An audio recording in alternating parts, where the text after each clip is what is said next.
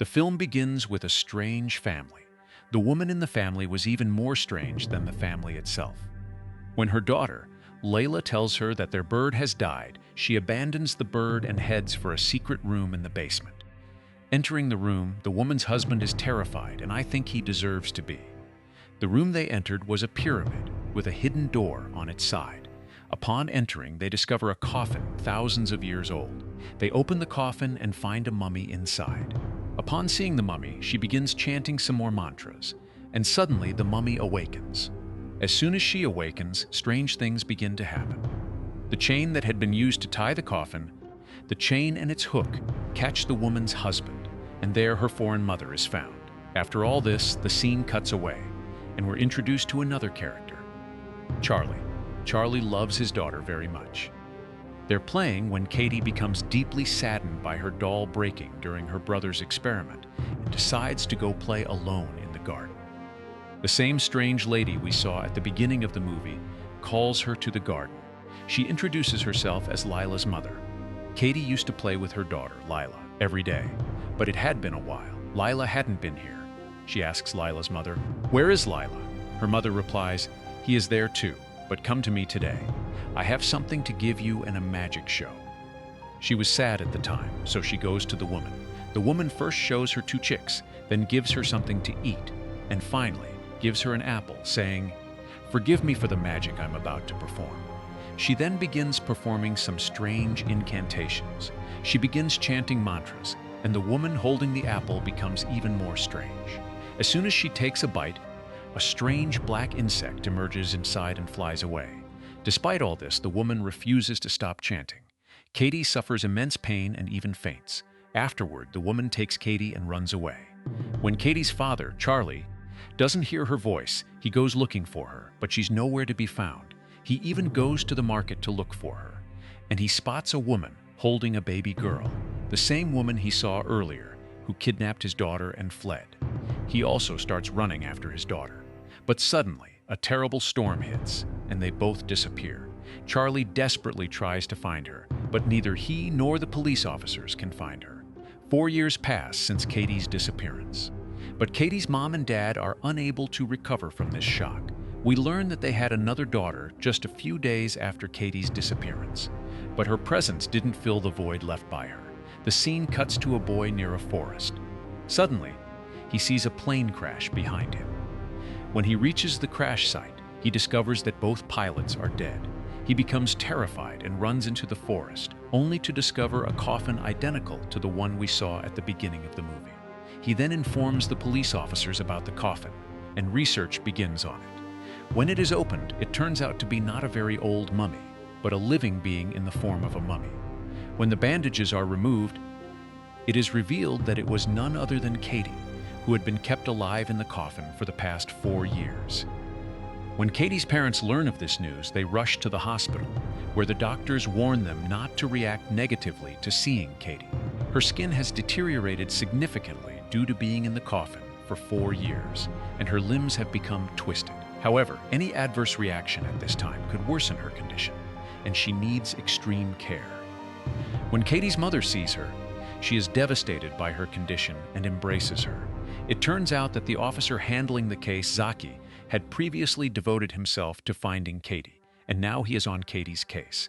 Shocked to see Katie's body molding like this, she comes to Katie's house to discuss the case again. She tells Katie's father that the coffin in which Katie was kept was about 400 or 500 years old, and that people often use old objects to hide their crimes. Her father tells her, "I will fully support you in this case. You must catch the man who did this to my daughter." She gives her hope that she will find the real culprits. The couple returns home with Katie, and as soon as they arrive, Katie's grandmother starts playing holy pranks on her, but this causes Katie to suffer unexplained consequences. Her body begins to contort in strange ways, and she makes strange noises. Kitty's mom, horrified by this, gives her an injection. It's here that we learn that Charlie and Gate's father was also a journalist and was very good at investigations. Gathering information from her friend, they begin to look into the case themselves and are left deeply confused as to who could have done this and what their motives might be. Meanwhile, we see Katie lovingly listening to Katie. when her director comes to check on her, they discover Katie is not in bed. They panic and search for her everywhere, only to find her hiding upstairs. She was running away from them, terrified. They tried to comfort her, but she ignored them, now pursuing her prey. She spotted a large scorpio, which she grabbed and began to drive away. Seeing this, both Mom and Dad panic and try to pull the Scorpio out by putting their hands inside her mouth. Kitty vomits, but even this vomit isn't normal. A sticky green liquid comes out of her vomit, which is completely unnatural, and this terrifies them. The next day, Kitty's mom and grandma start bathing her. Her nails have grown as large as any entity. When Kitty's mom tries to cut them, it takes a lot of force. But despite all this, the nail doesn't come off. Instead, the skin on her foot comes along with it. Kitty's mom thinks Kitty must be in a lot of pain, but that's not the case. She didn't feel any pain. It's as if the pain has brought relief to her. She gets up from the wheelchair, knocks everything aside, and goes to the kitchen. She starts hurting her foot while being warmed up. When Katie's mom and grandmother go to stop him, he attacks them and flees. Thankfully, Charlie returns home just then. He manages to catch Katie and try to calm her down, even bandaging her leg himself. Unable to understand Katie's actions, Charlie tells his wife that they should leave Katie at the hospital for a few days. This only makes Katie's mom even more upset, and she goes and, deeply emotional, tries to talk to Katie. Katie hadn't spoken in days. She gets angry and shakes her, and Katie spits in her face. But even this doesn't anger Katie's mom, because at least Katie responded to something. Later that night, Katie's dad comes to visit her, and she breaks down in tears. He was apologizing to Kitty. He said, "What should I say that day? If I hadn't left you alone in the garden, you would have been with me today. You would have been perfectly fine. Everything that happened to you, the pain you've endured for so many years, is all because of me." At this point, we learn that Katie is able to speak, but she starts gnashing her teeth in a strange way. Her gnashing was very strange. Her dad remembers that as a child, she wanted to be a spy and always learned Morse code, and thus she's trying to tell him something through Morse code. He notes down all the Morse code, and when he decodes it, he discovers a name, Lala Khalil. This could be a major lead in the case, so she immediately calls Saki and tells him about it. Now, who was Lila Khalil? Zaki tells Charlie, "Look, you know best about this. Was there a Lila in Kitty's life? A friend, an acquaintance, a teacher?" Charlie, hearing this, goes upstairs to check all the letters he received after Kitty's disappearance. One of them was from Lala Khalil, and on this letter was the same chocolate chip that the lady had given Katie that day. He remembers that the lady had told him she was Lala's mom, but Charlie and Katie don't know anything about it yet. Together, on the other side, we see Katie sensing a presence outside her room and realizing it's her little sister. She calls out to her in a very low voice, saying it was the first time she's ever spoken. Her sister, impressed, goes to her room. Molly, delighted, speaks to Kitty, saying, "I'll go and tell Mom what you said." Kitty replies, "No, not yet, or I'll surprise Mom." As she says this, she touches her foot from under the door, and Molly is terrified by the sight of her skin. When she tries to escape, we are shown that a strange power lifts her and pins her to the door.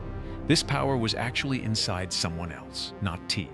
Meanwhile, we are shown that Saki, too, had been working day and night on this case and had discovered many Lila Khalils. While searching for Layla Khalil, she reaches a Layla Khalil, who owned many apple-growing farms in the desert. She remembers that when Katie went missing, she found an apple she had eaten in the garden, meaning someone had fed her an apple. She immediately goes into those fields, and in the middle of the fields, she sees a house. This house was the same one we saw at the beginning of the movie. She enters this house. The condition of this house was very bad. She continues moving inside the house and eventually finds a secret door. Through it, she reaches the pyramid we saw as Moses. It has a hybrid design of a human skeleton and a spider, and the same chain around it. When she checks it, another secret door opens, leading to the basement. When she enters the secret bunker, she sees nothing.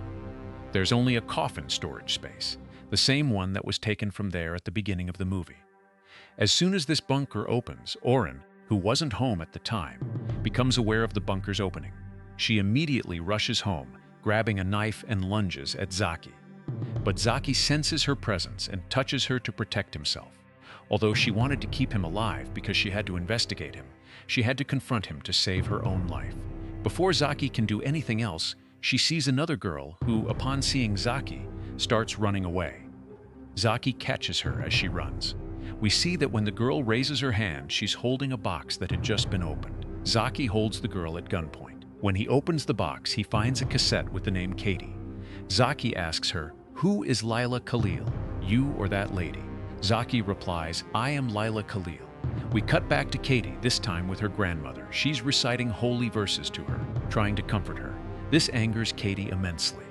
She throws them out of her pocket and then begins strangling her with her own locket. Finally, she blows them out of the window.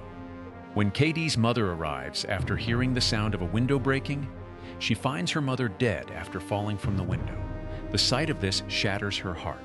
Meanwhile, we see Zaki, who, after receiving a major lead, has been trying to contact Charlie repeatedly. However, Charlie is busy with the funeral, so she can't connect. She then watches the video she received from Lila Khalil and sees it. For some unknown reason, she becomes so enraged that she begins to assault Layla.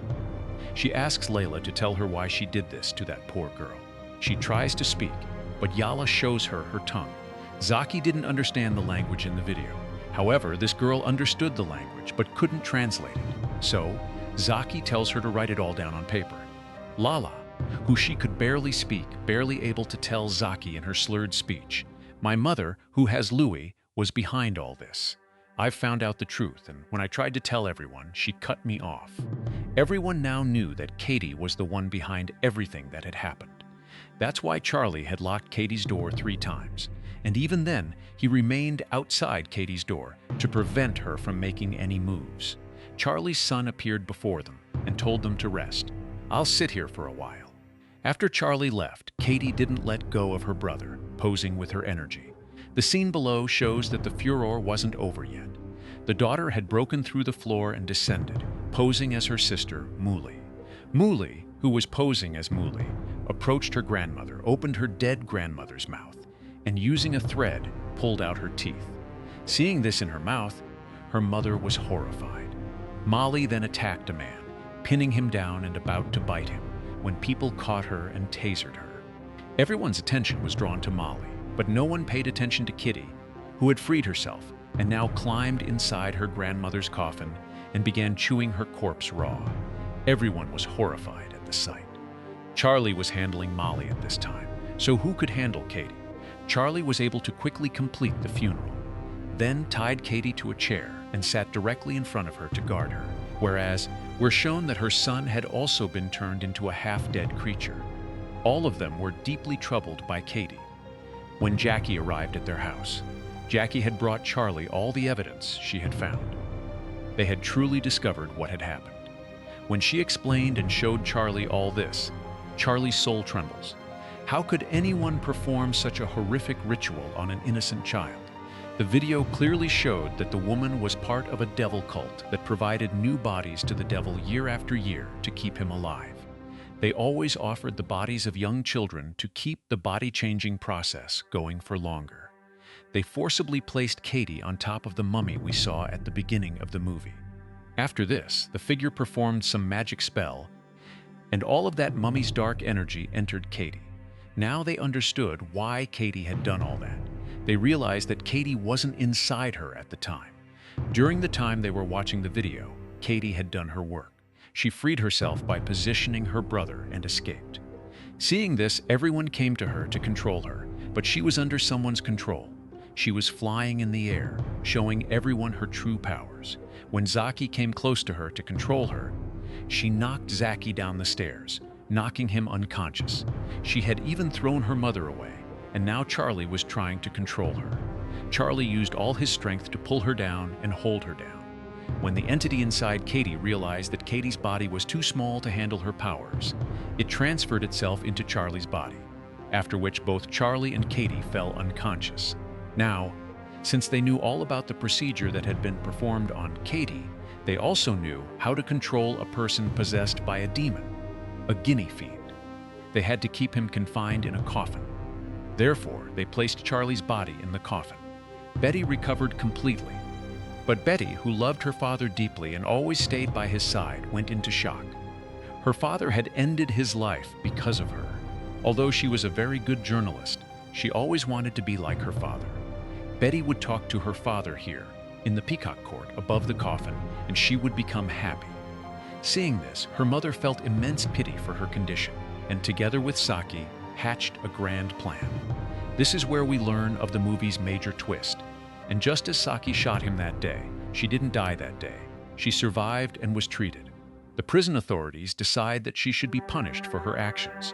One day, Charlie's wife takes Charlie to the same prison, where the woman is terrified by the man's appearance and understands their intentions, realizing they were about to do the same thing to her. They had done it to many people before. She was terrified at the time, and the movie ends with the hope that the woman has been punished for her actions. The entity has been sealed within her own body, and Charlie has been freed.